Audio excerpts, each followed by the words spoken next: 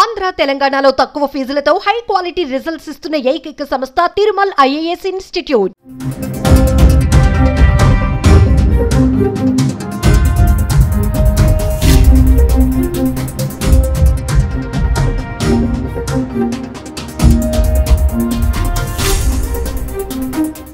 China virus HMPV వచ్చేస్తోందంటూ దేశవ్యాప్తంగా ఆందోళనలు మొదలయ్యాయి. దేశంలో కేసుల సంఖ్యలు కూడా పెరగడంతో కరోనాలా కమ్మేస్తుందేమో అనే ప్రతి ఒక్కరిలో భయపడుతున్నారు. కేంద్ర రాష్ట్ర ప్రభుత్వాలు కూడా అలర్ట్ అయ్యాయి. ఇప్పటికే ఆందోళన అవసరం వద్దని చెప్తూనే ముందస్తు జాగ్రత్తలు తీసుకుంటున్నాయి. చెన్నై, బెంగళూరులో కేసులు నమోదు కావడంతో తెలుగు రాష్ట్రాలు కూడా అప్రమత్తమయ్యాయి. హెచ్ఎంపీవీ వ్యాప్తిని అడ్డుకునేందుకు చర్యలు చేపట్టాయి. రెండు రాష్ట్రాల్లో హెచ్ఎంపీవీ కేసులు లేవని ప్రభుత్వాలు చెప్పి భయాన్ని కూడా తగ్గించాయి. కానీ హైదరాబాద్ లో డిసెంబర్లోనే 11 హెచ్ఎంపీవీ కేసులు నమోదైనట్టు మణి మైక్రోబయాలజీ ల్యాబ్ ప్రకటించడం ఇప్పుడు సంచలనంగా మారిందని చెప్పుకోవచ్చు. గత నెలలో పలువురు వైరల్ ఇన్ఫెక్షన్ తో బాధపడిన 258 మందికి శ్వాసకోశ వైద్య పరీక్షలు నిర్వహించగా అందులో 205 మంది ఎగువ శ్వాసకోశ సమస్యలున్నట్టుగా వెల్లడించింది.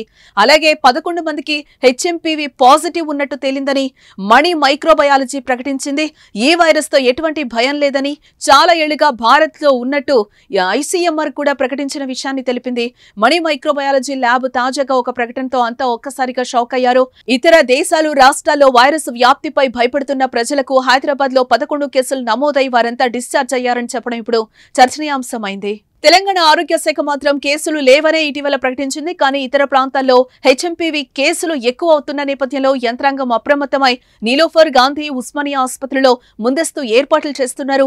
అనుమానితులు ఉంటే శాంపిళ్లు సేకరించి అవసరమైతే పూణే జాతీయ వైరాలజీ ల్యాబ్ కు పంపాలని భావిస్తున్నారు. కరోనా వైరస్ ని ఎదుర్కొన్న అనుభవంతోనే హెచ్ఎంపీవీ విషయంలో ఎలా ముందుకు వెళ్లాలనే దానిపై కసరత్తు చేస్తున్నారు. కేంద్ర ఆరోగ్య శాఖ అధికారులతో మన రాష్ట్ర ఆరోగ్య శాఖ అధికారులు రెగ్యులర్ గా కోఆర్డినేట్ చేస్తున్నారు. మరి మణి మైక్రోబయాలజీ ప్రకటనపై ప్రభుత్వం స్పందన ఏంటో చూడాలి. ఇక ప్రజలకు కూడా ఈ వైరస్ పై భయపడాల్సిన అవసరం లేదు. కానీ జాగ్రత్తలు మాత్రం పాటించాలని వైద్యులు సూచిస్తున్నారు.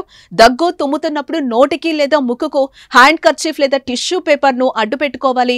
సబ్బు లేదా ఆల్కహాల్ తో కూడిన శానిటైజర్ తో తరచూ చేతులను శుభ్రం చేసుకుంటూ ఉండాలి. అధిక సంఖ్యలో ప్రజలు ఉండే ప్రదేశాలకు వెళ్లకూడదు. అలాంటి ప్రదేశాలకు వెళ్లితే జాగ్రత్తలు మాత్రం ఖచ్చితంగా పాటించాలి.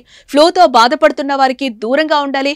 జ్వరం, దగ్గు, జలుబుతో బాధపడుతుంటే బహిరంగ ప్రదేశాలకు అసలు వెళ్లకూడదు.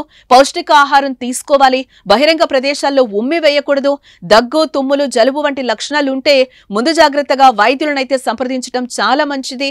హెచ్ఎంపీవీ చిన్నపిల్లలు, వృద్ధులపైనే దాడి చేస్తుంది కాబట్టి వారిని మనం జాగ్రత్తగా చూసుకోవాల్సిన అవసరం ఎంతైనా ఉంది.